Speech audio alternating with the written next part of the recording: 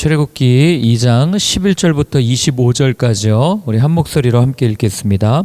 모세가 장성한 후에 한 번은 자기 형제들에게 나가서 그들이 고되게 노동하는 것을 보더니 어떤 애굽 사람이 한 히브리 사람 곧 자기 형제를 치는 것을 본지라.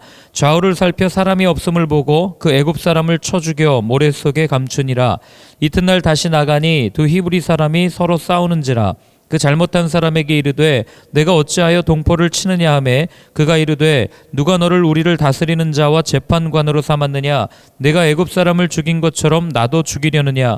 모세가 두려워하여 이르되 일이 탈로 되었도다. 바로가 이 일을 듣고 모세를 죽이고자 하여 찾는지라.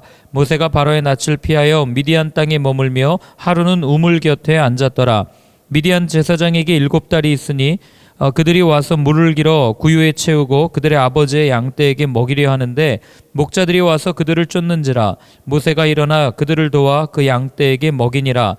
그들이 그들의 아버지 르우엘에게 이를 때에 아버지가 이르되 너희가 오늘은 어찌하여 이같이 속히 돌아오느냐. 그들이 이르되 한 애굽 사람이 우리를 목자들의 손에서 건져내고 우리를 위하여 물을 길어 양떼에게 먹였나이다.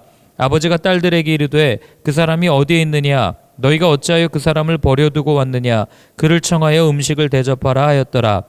모세가 그와 동거하기를 기뻐하매 그가 그의 딸 십보라를 모세에게 주었더니 그가 아들을 낳음에 모세가 그의 이름을 게르솜이라 하여 이르되 내가 타국에서 나그네가 되었음이라 하였더라. 여러 해 후에 애굽 왕은 죽었고 이스라엘 자손은 고된 노동으로 말미암아 탄식하며 부르짖으니 그 고된 노동으로 말미암아 부르짖는 소리가 하나님께 상달된지라. 하나님이 그들의 고통 소리를 들으시고 하나님이 아브라함과 이삭과 야곱에게 세운 그의 언약을 기억하사 하나님이 이스라엘 자손을 돌보셨고 하나님이 그들을 기억하셨더라. 아멘.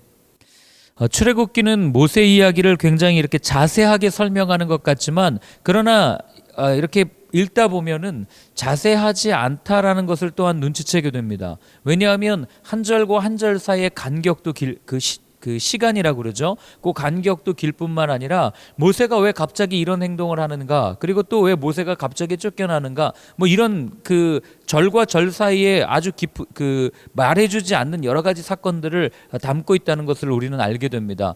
그러면 모세의 일생을 어떻게 이해해야 되는가? 그래서 여러분들이 성경을 읽어가실 때 신약 성경에 특별히 모세에 관해서 나오는 이야기들이 있습니다. 뭐 사도행전이라든지 히브리서라든지 뭐 이런 이야기들을 쭉 읽어가면서 유대인들 가운데 모세가 이렇다더라라고 내려오는 여러 가지 전승들이 있어요.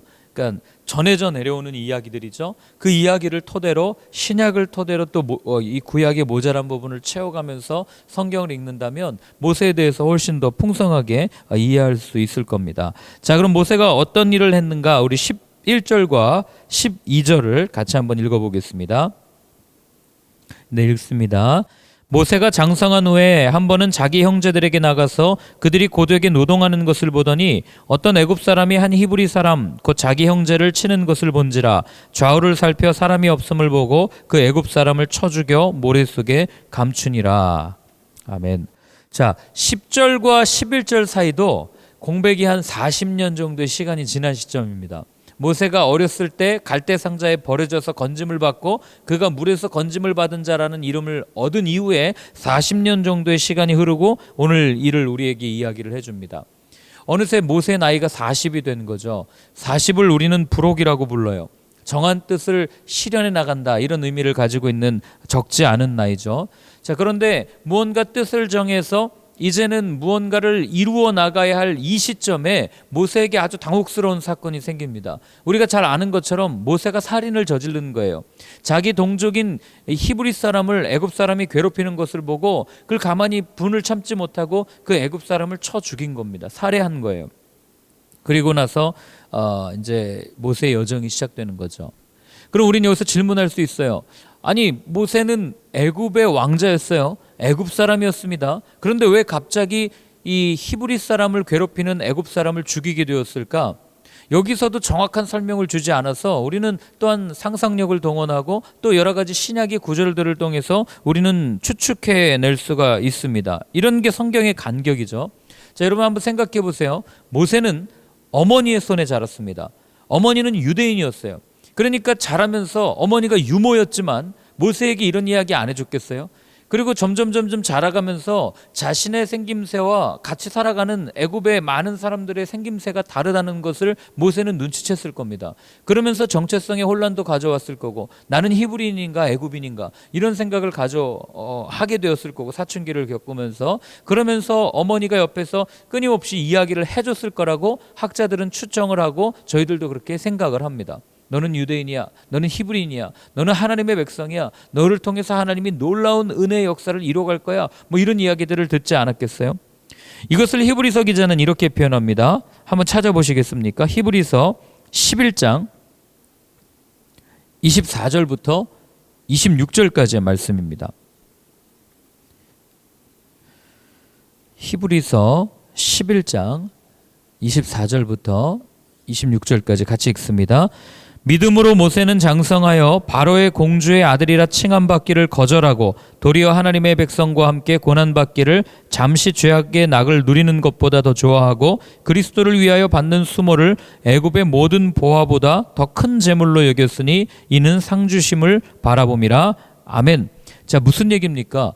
모세는 적어도 히브리서 기자의 해석에 따르면 모세는 자신이 누구인지를 분명히 알고 있었던 사람이에요. 자기의 정체성을 분명히 알고 있었고 자기에게 주어진 소명을 알고 있었다는 거예요. 그러니까 바로의 딸, 그 공주의 아들로서 가지는 애굽의 모든 보화보다 하나님의 뜻을 이루어가는 것을 더 기뻐했다라고 히브리서 기자는 해석을 하는 겁니다.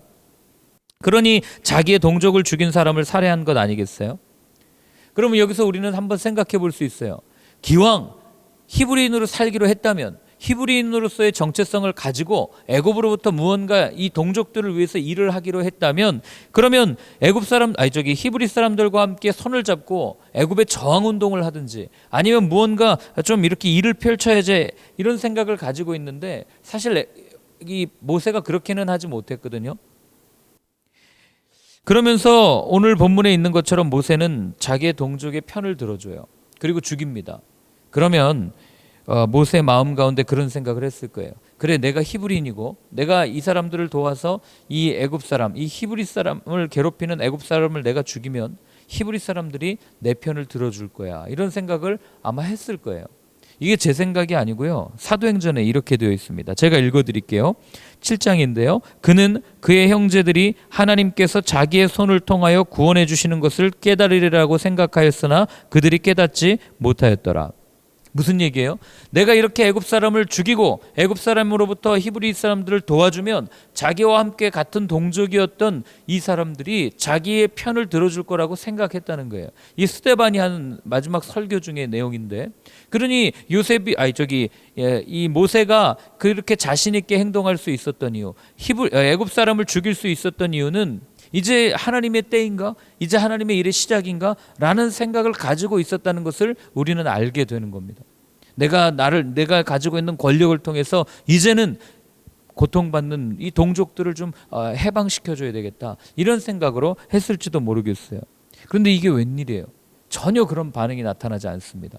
우리 13절과 14절을 같이 한번 읽어보겠습니다.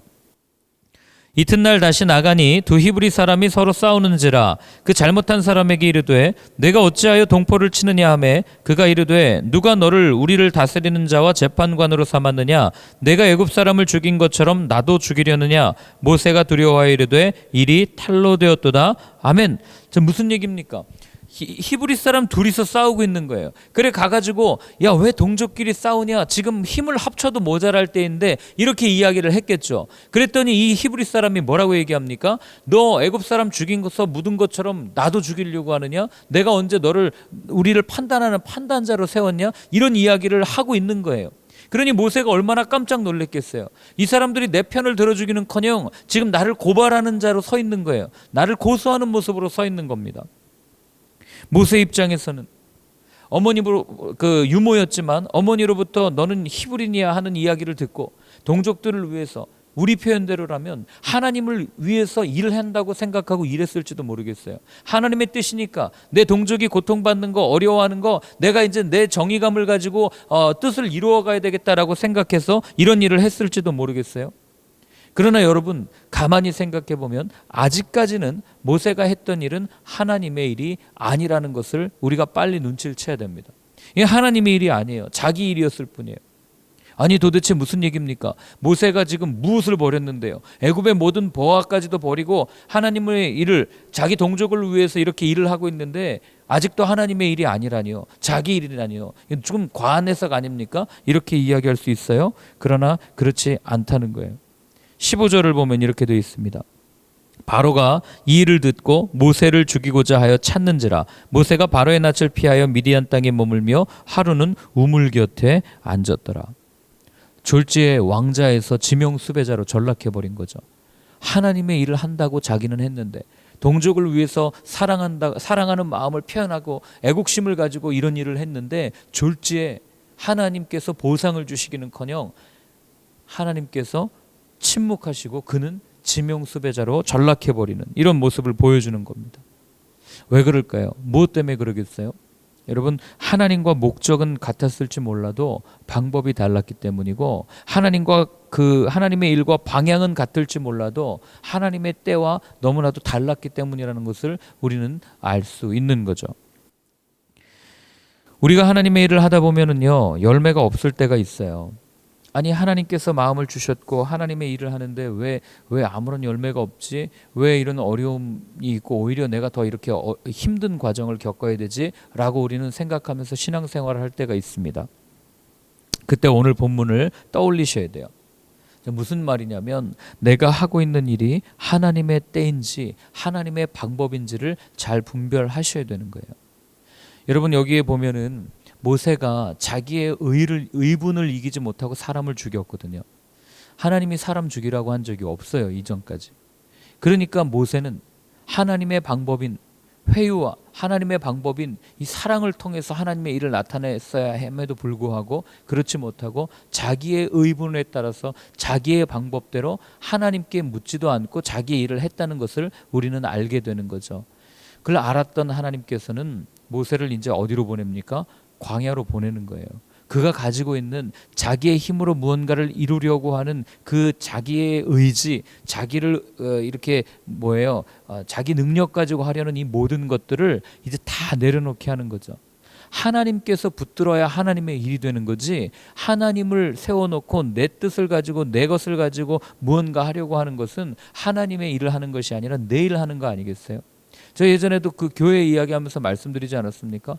하나님께서 움직이시고 하나님께서 역사하실 때 그걸 따라가는 게 교회지 목사가 또는 당회가 또는 장로들이 자기들이 하고 싶어하는 일을 해나가는데 교회 이름을 빌어서 한다. 이거는 하나님의 일이 아니라 자기들의 일을 하는 거 아니겠어요? 그러니까 오늘 모세가 똑같은 일을 하고 있는 거예요. 하나님의 일을 한다는 사람들이 사실 가장 많은 실수를 하는 거예요. 하나님 안에 있으면 다 하나님의 일을 하는 것 같거든요.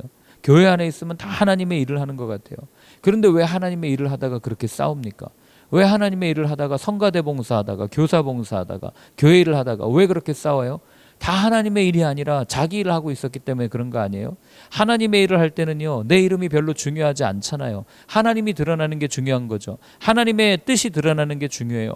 하나님의 뜻이 드러나다 보면 내 이름이 땅바닥에 떨어질 수도 있습니다. 예수님처럼 그렇게 어려운 일을 겪을 수도 있어요. 그때 우리는 발끈하죠. 어떻게 나를 이렇게 함부로 대할 수 있습니까? 내가 목사인데, 내가 장로인데, 내가 전도사인데, 내가 권사인데 이러면서 자기의 이름을 포기하지 못하고 자기를 드러내려고 하는 이 모든 일들을 볼 때 이건 하나님의 일이 아니라 내 일이라는 것을 우리가 빨리 눈치채야 하는 거죠. 그러니 열매가 나타나지 않고 사람들 같이 일하는 사람들만 피곤해지는 거예요. 예전에 그 베이직 교회가 처음 이제 세워졌을 때 목사님께서 교회에 와서 많은 분들이 일하려고 할 때 일 못하게 했습니다. 할 일 없다고. 정말 할 일이 없어요. 뭘 하겠어요, 개척교회에서. 그런데 여러분 한번 생각해 보세요. 정말 할 일이 없었겠습니까? 제가 기억하기에 그때 자막을 목사님이 다 치셨어요. 그리고 이렇게 한두 명 이렇게 도와주는 사람을 통해서 다 일을 하고, 그리고 저도 처음에 와가지고는 그 허드렛 일을 했지 할 일이 너무너무 많은 거예요. 베이직교회 왔는데. 그런데 할 일이 없다는 거예요. 성도들한테는. 이해를 못했어요. 아니 일이 이렇게 많은데 뭐가 할 일이 없어. 사람 빨리빨리 세우셨으면 좋겠는데 왜 안 하시죠? 이렇게 여쭸을 때 목사님이 딱 한마디 했어요. 마음에 사랑이 차오르지 않고 십자가가 새겨지지 않고 자기 의를 가지고 일하려는 사람 세웠다가 교회가 어려워지는 것을 내가 한두 번 본 게 아니야. 교회는 일하는 곳이 아니야. 교회는 사랑하는 곳이지. 사랑하면 남들이 보지 못하는 일이 보인다는 거예요. 예를 들어서 교회를 정말 사랑하면, 아니 교회를 떠나서 제가 예를 들어서 앞에 있는 우리 형제님을 사랑한다고 하면 이 형제가 뭐 때문에 힘들어하는지 보이지 않겠어요? 그러면 제가 이 형제가 저한테 부탁하기도 전에 그냥 그걸 도와줄 거 아니에요. 이게 하나님을 사랑하는 거예요. 하나님을 일을 한다는 거죠. 그러니까 우리가 무언가를 자꾸 교회 와서 어떤 일을 해야 돼요? 자기가 자기 일을 하면서 자기의 존재를 증명하려고 하는 사람들이 있어요. 그런 사람들 와서 일해봐야 교회는 시끄럽기만 합니다. 어지럽기만 해요.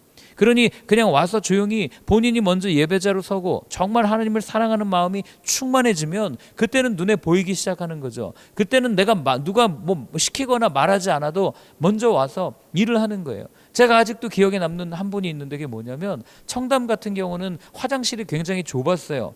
그런데 거기에는 뭐 이렇게 티슈를 놓기도 그렇고 쓰레기가 워낙 많이 나오니까 한 분이요, 매 주일날 아침에 제일 먼저 와서 자기 집에서 그 수건을 빨아다가 아주 깨끗하게 해가지고 매주 며칠에 한 번씩 그 수건 봉사, 아무도 몰랐어요. 누가 자꾸 수건을 갖다 갈아 끼워 놓는 거예요, 새 걸로. 뭐지 하고 봤는데 그분이 그렇게 묵묵히 섬겼던 이유는, 내가 교회를 너무 사랑하고 내가 하나님을 사랑하는데 무엇을 섬길 수 있을까 고민하다가 그냥 그렇게 섬긴다는 거예요. 여러분, 이게 진짜 섬김이고 이게 하나님의 일이에요. 내가 자꾸 내 의지를 가지고 뭔가 한다, 이거보다는. 그래서 여러분들이 오늘 모세의 모습을 통해서 느낄 수 있는 건 뭐냐면, 여러분 지금도 우리는 하나님의 일을 한다고 말할 수 있어요. 내가 하나님을 위해서 무언가 한다고 말할 수 있어요. 그러나 그때는 하나님의 때가 아닙니다. 하나님의 일을 하는 때는 내 안에 사랑이 차올라서 정말 내가 사랑이 너무너무 많아서 내가 눈에 보이는 것들이 보이기 시작할 때, 아무도 나를 알아주지 않는다 해도, 누가 나한테 일을 시키지 않는다 해도 내가 스스로 그냥 기쁨으로 그 일들을 감당할 수 있을 때, 그때가 하나님의 일을 할 때라는 거죠. 자, 우리 16절부터 19절까지 같이 읽습니다.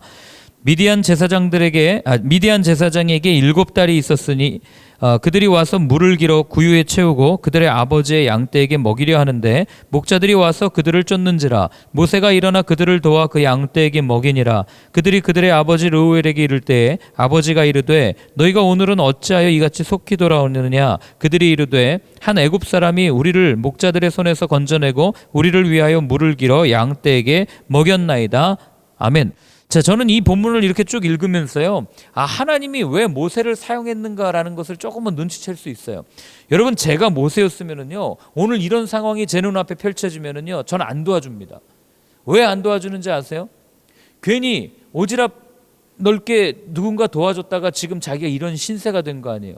그냥 동족들끼리 고통 당하는 거 보고 그냥 눈 감아줬으면은 자기가 이렇게 도망자, 지명수배자 신세가 되지 않았을 거예요. 여전히 애굽에서 권력과 능력을 누리면서 그렇게 편안하게 살 수 있었을 거예요. 그런데 괜히 가가지고 사람들 도와주려고 했다가 지금 이런 신세가 된 거 아니에요.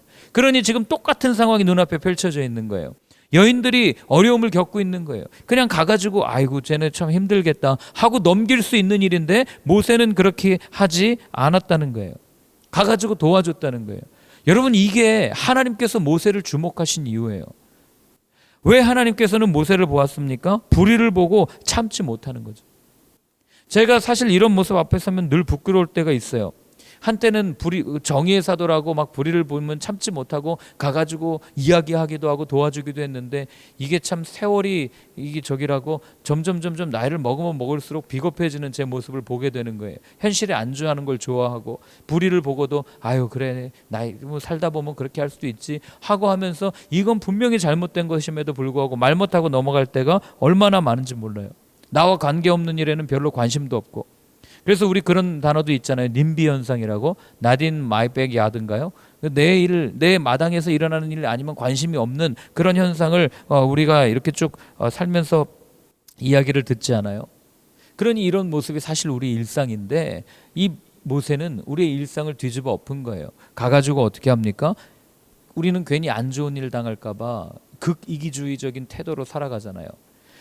제가 깜짝 놀란 게 유치원에서 아이들 가르쳐 주는 게 어른들이 와가지고 도와달라고 하면 절대 도와주지 말아라. 들은 척도 하지 말아라. 왜 그런가? 어른들은 너희들의 도움을 절대로 필요로 하지 않으니까 그냥 모른 척하고 가야 돼. 이렇게 가르친다는 거예요. 세상이 워낙 험하니까 그렇게 가르치겠죠. 그러나 그게 맞는 가르침이고 그게 바른 삶의 태도를 아이들이 가지게 되겠습니까? 물론 그 아이들이 힘이 없고 아이들을 그렇게 교육할 수밖에 없게 만든 어른들의 책임이 가장 크죠. 그러나 그 가르침이 옳다고 우리는 말할 수 없지 않아요. 며칠 전이었죠. 새가족반 하다가 한 분이 울먹울먹이면서 그런 고백을 해요. 자기가 뒤늦게 예수님을 만났는데 예수님을 만나고 가장 후회하는 한 가지가 뭐냐면 딸을 늦게 난 딸인 거예요. 아주 귀하게 얻은 딸인데 이 딸을 너무 애지중지 키우면서 딸에게 어려서부터 그 얘기를 했다는 거예요. 세상의 중심은 너야. 네가 제일 소중해. 너가 세상에서 가장 아름답고 네가 가장 좋아. 자존감을 높여주기 위해서 매일 그 얘기를 했다는 거예요. 그런데 본인이 예수 믿고 나서 정말 회개 많이 했다는 거예요. 여러분, 죄가 뭐예요? 철저한 자기중심성 아닙니까? 나밖에 모르는 게 그게 죄성 아니에요? 그러니까 자기 딸을 그렇게 키워왔다는 거예요. 죄 가운데 완전 죄성으로 똘똘 뭉쳐가지고. 여러분, 그런 모습을 보면 오늘 우리가 그리스도인들이 어떻게 살아야 되는가 한번 진짜 깊이 생각해 봐야 되지 않겠어요? 우리 자녀들을 가르치는 가치관 속에서 과연 우리는 그리스도인으로 살아낼 수 있도록 가르치고 있는지, 아니면 세상의 흐름 속에서 그냥 똑같이 세상에서 너네들 이렇게 얘기하니까 이렇게 살아야 돼. 여러분, 그러다가 우리가 다음 세대 다 잃은 거 아니겠어요? 20절부터 22절까지를 읽겠습니다. 아버지가 딸들에게 이르되 그 사람이 어디에 있느냐? 너희가 어찌하여 그 사람을 버려두고 왔느냐? 그를 청하여 음식을 대접하라 하였더라. 모세가 그와 동거하기를 기뻐하며 그가 그의 딸 십보라를 모세에게 주었더니 그가 아들을 낳음에 모세가 그 이름을 게르솜이라 하여 이르되 내가 타국에서 나그네가 되었음이라 하였더라. 아멘. 자, 인생의 새로운 이막이 시작되는 걸 이제 보는 모세죠. 아마 어렸을 때 그런 생각했을 거예요. 애굽의 왕궁에서 화려한 결혼식을 올릴 거야. 애굽의 예쁜 아가씨와 내가 정말 아주 멋진 가정을 차릴 거야. 뭐 이런 생각을 하고 자랐을지도 모르겠어요. 아니면 애굽에 있으면서 히브리인과 동족과 결혼을 할지라도 애굽에서 누가 보더라도 아주 그냥 그런 결혼식을 치르고 살아야지 생각했던 게 당연했겠죠. 그런 모습을 보고 자랐으니까. 그런데 지금 모세에게는 완전히 생뚱맞은 모습이 펼쳐지는 거예요. 왜 그렇습니까? 하나님께서는 이제 모세를 그냥 애굽의 왕궁에서 불러내어서 광야로 보내시는 거예요.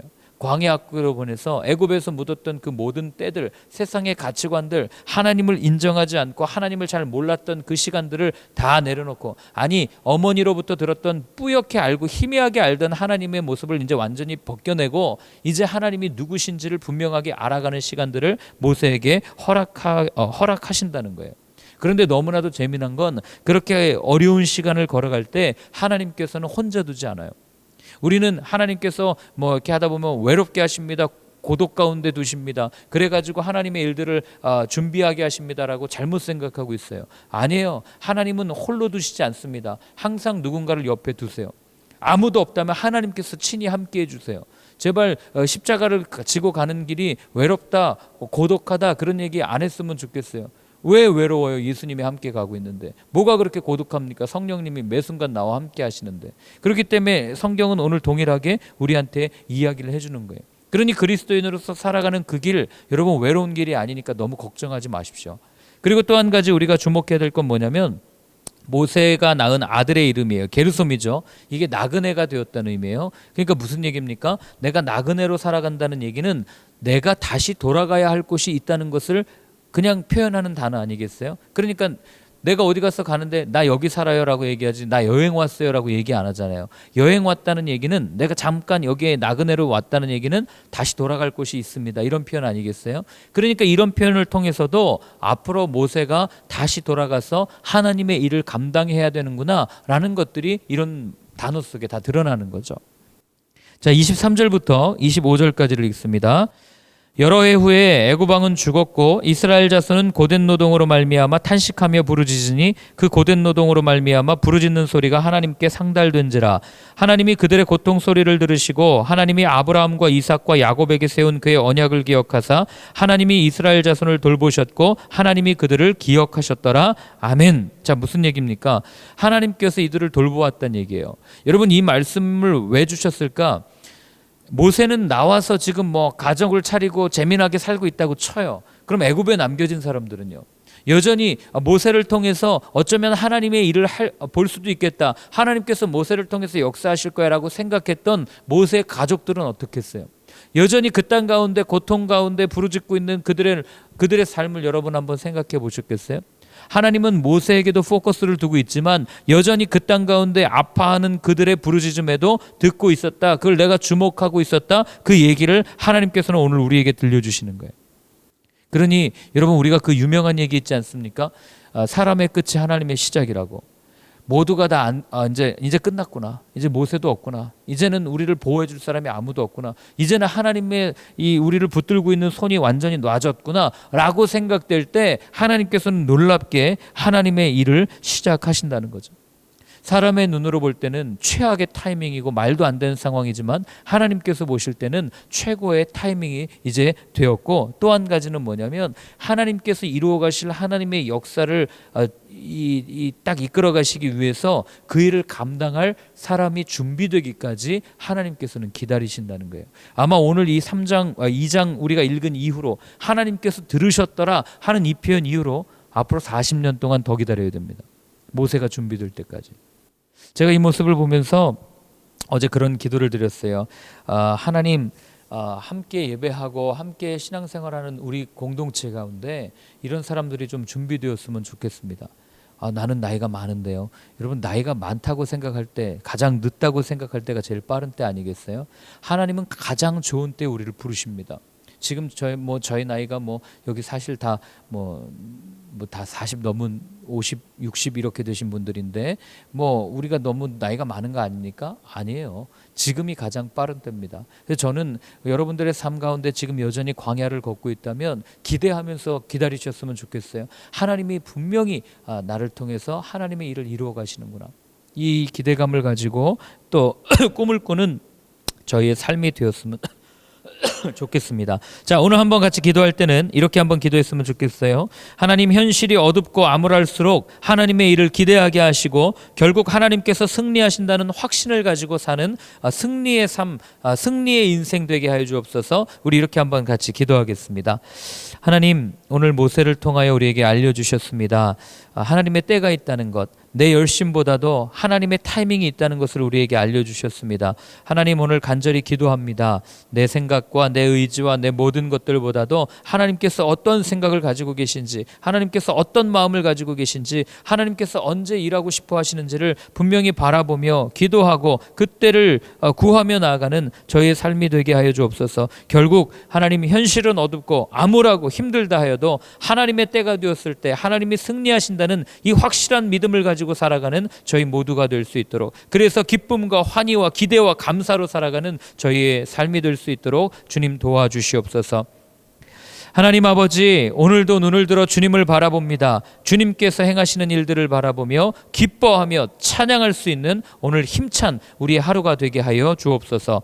이제는 우리 주 예수 그리스도의 크신 은혜와 하나님 아버지의 사랑과 성령의 인도하심이 내 생각과 내 뜻과 내 의지가 아니라 주님께서 오늘 이루어 가시는 그 현실을 바라보며 주님이 하셨군요, 감사합니다 고백하기로 결단하며 다짐하는 모든 분들 머리 위에 이제로부터 영원까지 늘 함께하여 주옵시기를 축원하옵나이다. 아멘.